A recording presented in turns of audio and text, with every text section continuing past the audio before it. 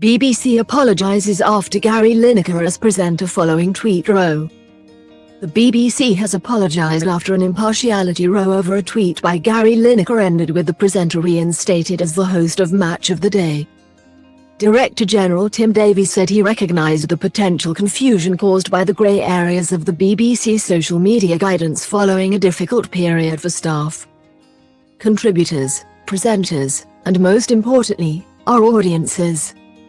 Lineker thanked his fellow presenters and pundits for their remarkable show of solidarity after a number pulled out of BBC shows at the weekend when the former England striker was told to step back from hosting the show.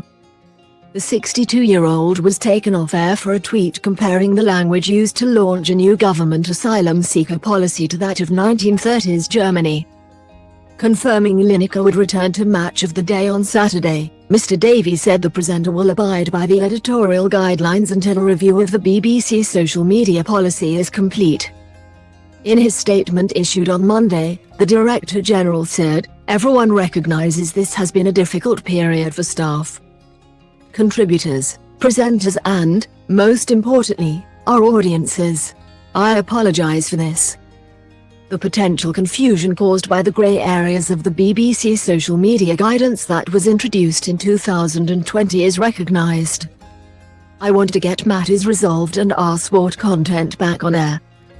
Mr. Davies told the BBC he did the right thing in asking Lineker to step back from presenting duties, but said he respects the views of the presenters and pundits who walked out in solidarity with the former England striker.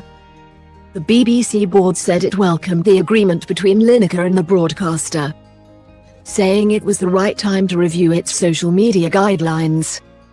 A Downing Street spokesman declined to say whether the Prime Minister has confidence in Tim Davies following the impartiality row, stressing that the choice of BBC Director General was a matter for the corporation. Asked about the PM's position on the licence fee, the spokesman said, "We remain committed to the licence fee for the rest of the current charter. But we've been clear that the BBC's funding model faces major challenges due to changes in the way people consume media and it's necessary to look at ways to ensure long-term sustainability." Football coverage on BBC TV and radio shows was hit across the weekend as fellow pundits, presenters and reporters, including Alan Shearer, Ian Wright and Alex Scott, joined the walkout. Match of the Day aired for only 20 minutes on Saturday without accompanying commentary or analysis from presenters, with Sunday's edition following a similar format and running for a reduced 15 minutes. Coverage of the Women's Super League match between Chelsea and Manchester United aired without a pre-match presentation on Sunday. Radio 5 Live replaced much of its usual live sports coverage over the weekend with pre-recorded content. In a statement issued on Twitter, Lineker described the past few days as surreal, adding that he was delighted we have navigated a way through this. He declined to comment further or answer any questions outside his southwest London home on Monday. In a series of tweets, Lineker also appeared to address the issue of migration again, saying his difficult weekend doesn't compare to having to flee your home from persecution or war to seek refuge in a land far away. We remain a country of predominantly tolerant, welcoming and generous people. Thank you, he added. In a follow-up tweet, Lineker thanked Mr. Davies for his understanding during a difficult period. The presenter said, "He has an almost impossible job keeping everybody happy, particularly in the area of impartiality. I am delighted that we'll continue to fight the good fight, together."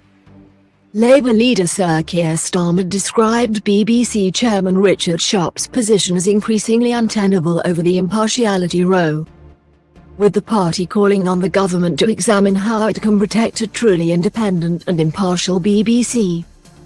Mr. Davies described the corporation's commitment to freedom of expression and to impartiality as a difficult balancing act, confirming an independent review would be conducted into the BBC's social media guidance. Mr. Davies said, "We are announcing a review led by an independent expert, reporting to the BBC, on its existing social media guidance, with a particular focus on how it applies to freelancers outside news and current affairs." The BBC and myself are aware that Gary is in favour of such a review. Shortly, the BBC will announce who will conduct that review, whilst this work is undertaken. The BBC's current social media guidance remains in place. Gary is a valued part of the BBC and I know how much the BBC means to Gary, and I look forward to him presenting our coverage this coming weekend. Mr. Davey added, the BBC's social media guidance is designed to help manage these sometimes difficult challenges and I am aware there is a need to ensure that the guidance is up to this task. It should be clear, proportionate, and appropriate. The BBC reported that the Director General had sent an email to all staff on Monday in which he said, I want to acknowledge how challenging the last few days have been and to say how grateful I am for all your work during this weekend's disruption.